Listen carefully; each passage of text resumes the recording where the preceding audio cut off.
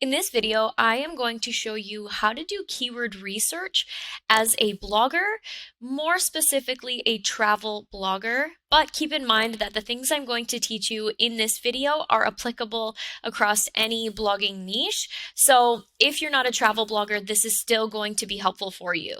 I'm going to show you how to do keyword research without a paid tool. Of course, if you have a paid keyword research tool, that is going to be very helpful for you, but it's also important to understand the limitations of keyword research tools and how to find keywords for yourself first before depending on a keyword research tool. Ironically, we are still going to use a keyword research tool. This is a free keyword research tool called Ubersuggest. It is a Chrome extension that you can download just by going to Google and typing in Ubersuggest free Chrome extension. I've actually done that on my screen right here, and you can tell that the very first result is from Google. This is where you can find the Ubersuggest Chrome extension within Google. So once I click on this, I want to click Add to Chrome and then Add Extension. Now, my extension is actually hidden in this puzzle piece. I think it's a puzzle piece. That's what I think it is. And if you click on it, you can see that you can click this pin button and it will show up on your dashboard right here. And that's quite literally all you have to do in order to get the Ubersuggest Chrome extension to work on your web browser. So once you've done that, it is time to brainstorm some ideas, because we can't go into this without some ideas of what people might be interested in based on your niche or the topics you want to write about. Now, I want to be very clear, as a blogger or a travel blogger specifically, you don't have to niche down to a specific destination. I know that other people say that you need to. It's not true. I know lots of travel bloggers who have blogs about multiple destinations and multiple continents. And so it's not something that is going to make or break your website. Could it help your website to grow faster if you niche down to a specific location, a specific destination, a state, or a city? Absolutely. However, it's definitely not going to also hold you back from growing faster if you are a broad travel blogger. You just need to make sure that the keywords you're targeting are the easier keywords to rank for. And that's what I'm going to show you today. So the very first thing you need to do when you want to brainstorm ideas is to write out what your niche is. Again, it can just be general travel. I wouldn't have it be travel and home decor and parenting and wellness. It should definitely be something specific like travel, or it could be cooking, it could be parenting. It just needs to be more specific than having all of these different topics that just aren't related. So you'll want to write down what your niche is, and then you also want to write down what your target audience might be searching for. So in this case, I'm going to use the example Palm Springs. And then I'm going to start writing down what my target audience is probably searching for. Here are some examples that I came up with. The first is things to do in Palm Springs, where to stay in Palm Springs, day trips from Palm Springs in maybe a month or a season. For me, I'm always looking whether or not I should go to a destination based on the best time of year to go. And a lot of people are doing that. A lot of people sometimes even just book their trips before determining that it's a good time to visit. And so they need to understand what that destination is like in a specific month or season. So for this one, it could be Palm Springs in June. It could be Palm Springs in winter. So those are some of the keywords or topics that your direct audience might be searching for. Restaurants in Palm Springs, best time to visit Palm Springs, and the list goes on. It could be best hiking in Palm Springs. It could be best shopping in Palm Springs, things like this. Once you have a list of possible topics that you could target for your niche, then you're going to type these keywords into the Google search bar. So I've done that. I typed in things to do in Palm Springs, and there's this little button up here that's going to say show volume. When you click on that, you're going to see monthly searches. Now, this is a keyword research tool, meaning that it does not have all of the data. In fact, it has a very small sliver of data, and you need to take this information with a grain of salt. If you see that a topic has maybe 50 people searching for it each month, you can assume that that number is actually incorrect. It's just a guideline to help you understand who is searching for what topic more or less. So if I were to type in things to do in Palm Springs for couples, I would probably get a much smaller number. And that is telling me that more people are searching for things to do in Palm Springs rather than things to do in Palm Springs for couples. Okay, so you need to make sure to understand that these numbers are not factual. They are just giving you a guideline to help you understand the data more. When it comes to search volume and what you could consider high search volume, this is going to be subjective. For a blog where I'm targeting traffic, people who are looking up information rather than people who are looking to purchase something, I want to have slightly more monthly searches or search volume than a blog post I might be writing that would be leading to someone spending money. Because if they spend money, I might make some money in commission as an affiliate for whatever company. And we'll get to that in another video, but I just want to point out that it's okay to target keywords or target topics that have less monthly searches depending on the intent of the user. Now, for me and for my website, we have a lot of authority with Google, and so I typically will target topics that have at least 200 search volume per month. I also have to remember that if I target one specific keyword, which you should, each blog post, you should be targeting one keyword per post. If I'm targeting one keyword, I will more than likely rank for hundreds of keywords if I write the post really well using SEO. So I have to remember that although that one keyword might only bring me around 200 monthly searches, again, take it with a grain of salt, I have to remember that the other keywords I'm going to rank for are also going to bring me a lot of traffic too. Keep that in mind when deciding how low can you go with monthly searches. If I didn't have as much authority with Google, I would be a lot more flexible with this. I might go after topics that show that they only have 50 search volume per month. And sometimes I even go after what I call hidden keywords, which is a strategy I came up with for travel bloggers that targets keywords that keyword research tools are not showing any volume for. And I kind of covered that a little bit in one of our previous YouTube videos, so I'll leave it in the comments below, but I'm also going to cover that more in depth in the coming videos. So that's the very first thing you have to decide. What kind of search volume am I going to go after for each keyword? The next thing that you have to decide is the competition for that keyword. Because although it shows that a lot of people are searching for things to do in Palm Springs, I might not be able to rank for it because the competition might be a little fierce. And if I'm a new travel blogger, I might want to double check that I could rank for it by looking at the other search results. The other cool part about using the Ubersuggest Chrome extension is that you can see the domain authority. Now, your domain authority just means how much Google probably trusts you, and I have to be completely transparent here. Your domain authority is not a number that you should live or die by. It is definitely another guideline to help you understand where you could maybe rank among search results. So don't take it as this number that is going to completely destroy your life. A lot of people let it. Do not let your domain authority freak you out. It is just a guideline to help you understand data. So here I see TripAdvisor. They have a very high domain authority of 93. I see US News Travel at a 93 as well. Travel and Leisure at 88. I'm going to continue to scroll. Here I see Visit Palm Springs with a domain authority of 61. I also see Visit Greater Palm Springs with a domain authority of 59. I see Reddit. I see Viator. I see Visit Palm Springs again, and I see Quora. Did you notice how all of these numbers, it's a scale of 0 to 100, all of these numbers are quite high?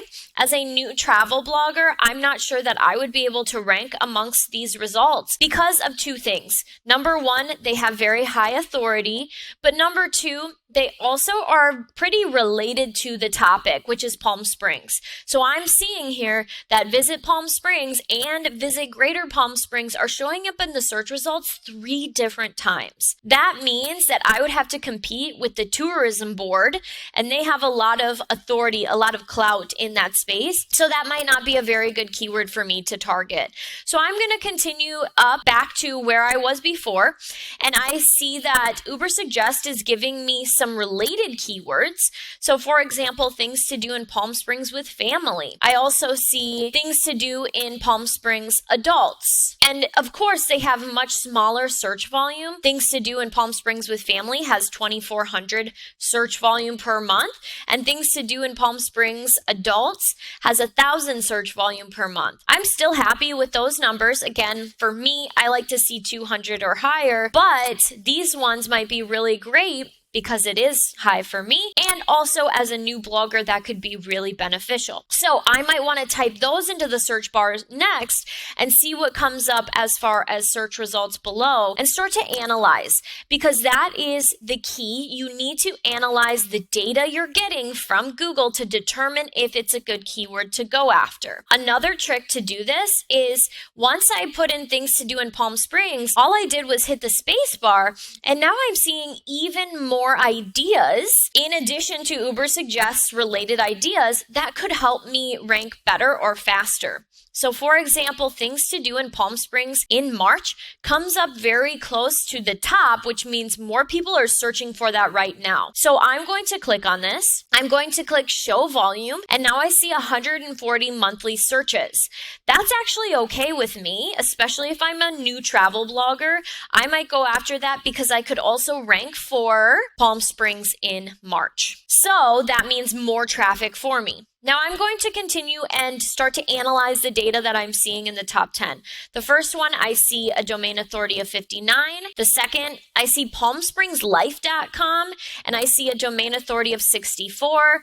I see a domain authority of 79 right here with photos. It's also a forum, so take that into account. Google has been ranking forums a little bit higher in search results more recently. Of course, they have a deal going with Reddit. I wouldn't put it past them to be ranking Reddit higher. But as I continue, I see Visit Palm Springs, domain authority 61. I see a 93, 93, 58, 93, 61, and 59. And more or less, they are still either related to Palm Springs, have high authority, or they are the tourism boards. Here's one that's related to Palm Springs, but it's not the tourism board.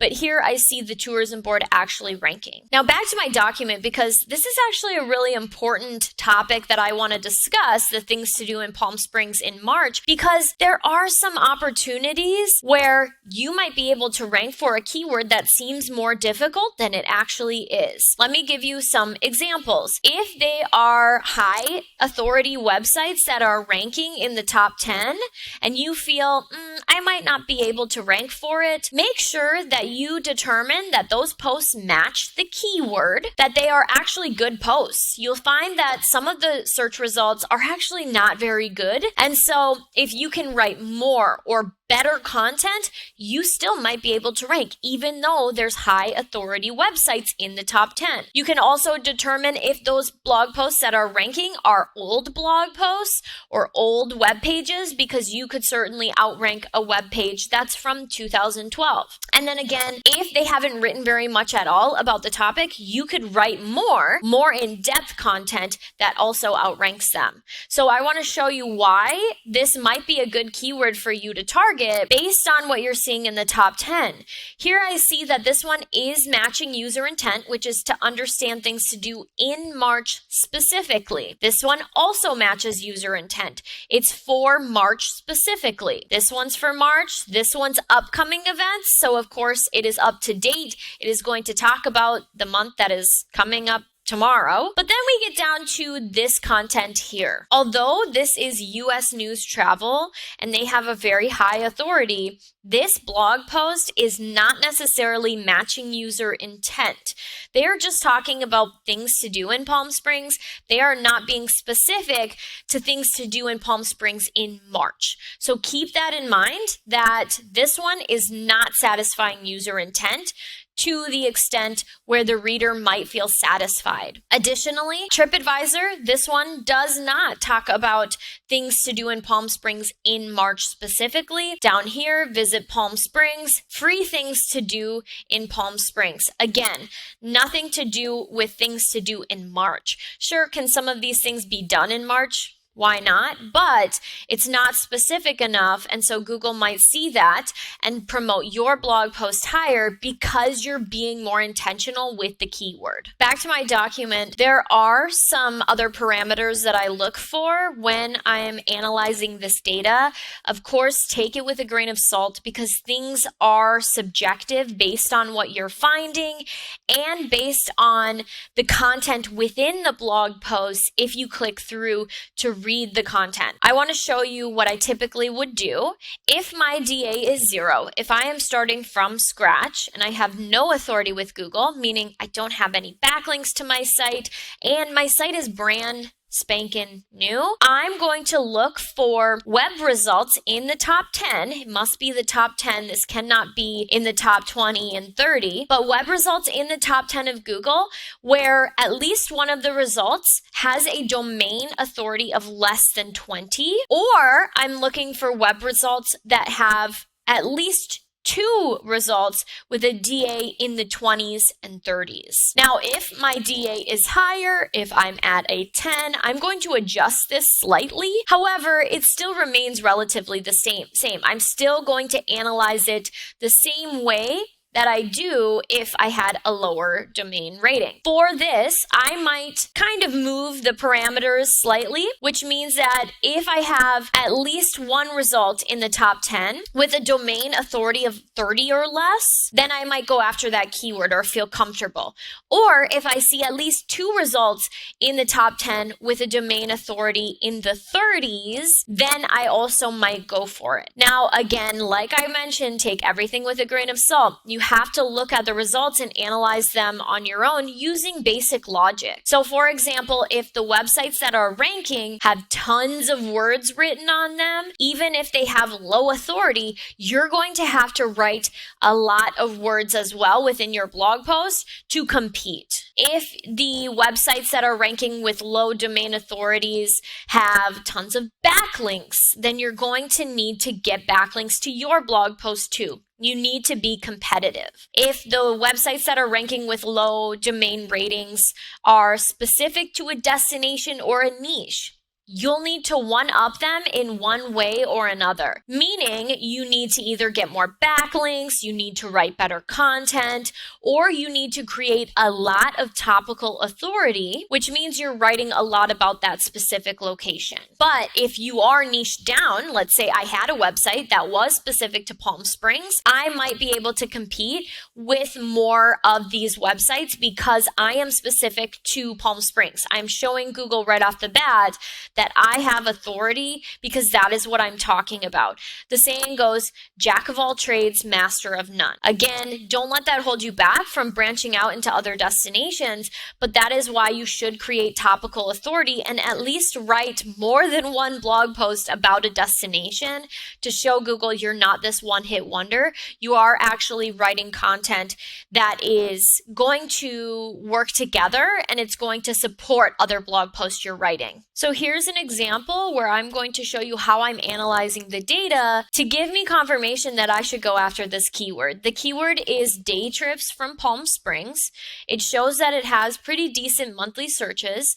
And as I'm scrolling down through the results, I see a domain authority of 45 in the #1 search result placement, which in my opinion is actually really great. it means that there's not this really high authority website ranking number one, and I could potentially get some really good backlinks and get high up in the search results for this keyword. As I'm scrolling, I noticed that the tourism board is actually ranking number 2 for this key term, which also gives me hope that this blog post up here is outranking the tourism board. As I continue to scroll, I do still see some higher authority websites, and that's totally okay, but I'm also seeing one with a domain authority of 25. That right there is an indicator that this keyword might be easier to rank for than another keyword that doesn't have a result with a low domain authority. So I like the domain authority of 25 here. As I continue scrolling, I see some more, a domain authority of 61. This is also the tourism board,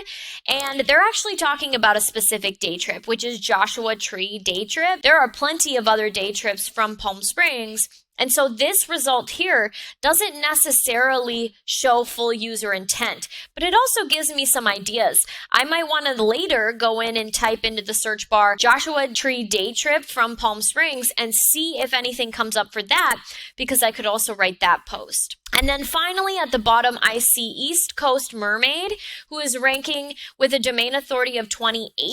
They're ranking at the bottom, but number 1, they are East Coast related, which has me believing that they went a little outside of their niche scope. Totally okay, but it gives me the idea that I could potentially rank for this topic if I wrote about it, and they have a lower domain rating. So that is how I go through some of these keywords to determine whether or not I can rank for it. There are plenty of things to consider when you're doing keyword research. It is a finesse. It is something that is going to become easier and easier with experience. And again, I'm going to show you how to find some hidden keywords where you can actually get a lot of traffic from blog posts or keywords that have not very much search volume at all, or in keyword research tools are showing 0 search volume. So stay tuned for that in another training. I hope this was helpful for you guys. If you have any questions, leave them in the comments below. Additionally, if you want to learn how to increase your domain authority so that you can rank for some higher competition keywords,